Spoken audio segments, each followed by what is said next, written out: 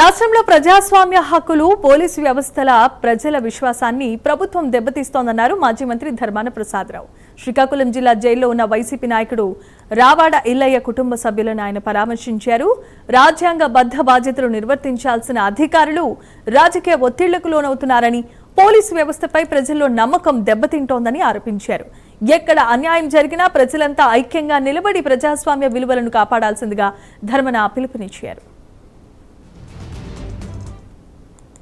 ఎక్కడ అన్యాయం జరిగినా మనతో 10 మందిని ప్రజలతో కూడినటువంటి ప్రభుత్వాలు ప్రజలు తిరుగుబాటు చేస్తే ఏం చేయలేరని మనం చేస్తాం. ఎక్కడ అన్యాయం జరిగినా మనతో కొంతమందిని కూడగట్టి అన్యాయాలను ప్రశ్నిస్తూ పని చేయాలి.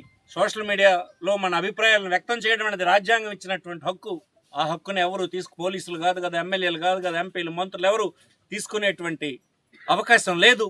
వారు చేస్తే మరింత రెచ్చిపోయి చేయాలని, వాస్తవాలను ప్రజలకు తెలియజేసే పని చేస్తూ ఉండాలని సందర్భంగా కోరుతున్నాను. నేను జగన్మోహన్ రెడ్డి గారితో కలిసి వచ్చాను.